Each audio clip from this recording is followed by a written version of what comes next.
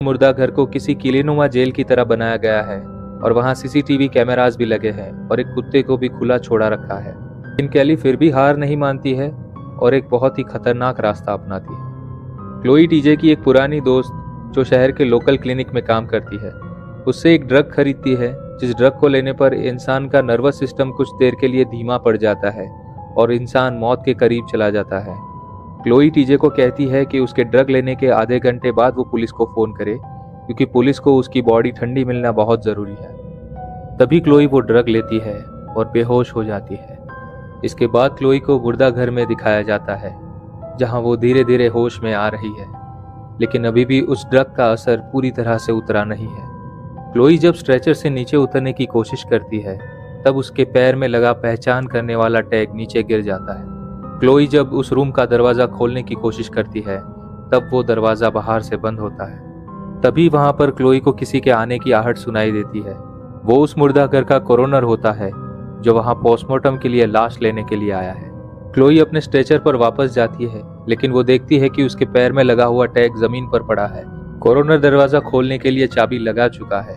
Chloe से वो tag अभी भी नहीं लगा है। वो दरवाजा खोल देता है, लेकिन तब तक क्लोई स्ट्रेचर पर लेट जाती है और मुर्दा होने का नाटक करने लगती है। उसके बाद वो कोरोनर एक के बाद एक सभी लाशों के टैग चेक करने लगता है। तब क्लोई चादर के अंदर से उसे देख रही होती है और अचानक उसकी नजर क्लोई पर पड़ती है।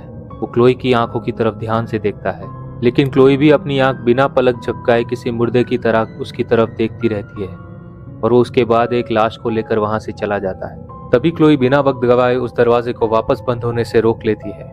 इसके बाद वो एविडेंस रूम ढूंढने के लिए बाहर निकलती है, लेकिन क्लोई अभी भी पूरी तरह से होश में नहीं है। तब गलती से वो एक पोस्टमार्टम रूम में चली जाती है जहां उसके पैरों में खून लगता है।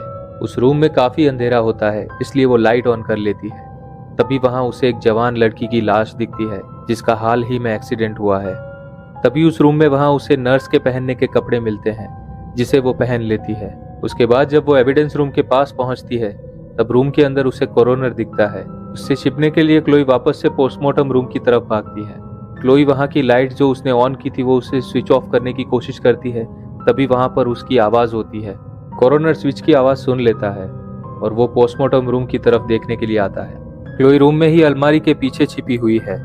कोरोनर जब वहां देखने जाता है तभी गेट पर कोई आता है।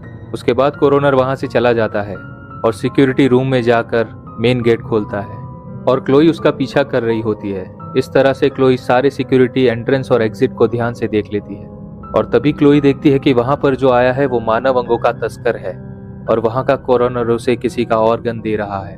और तभी क्लोई को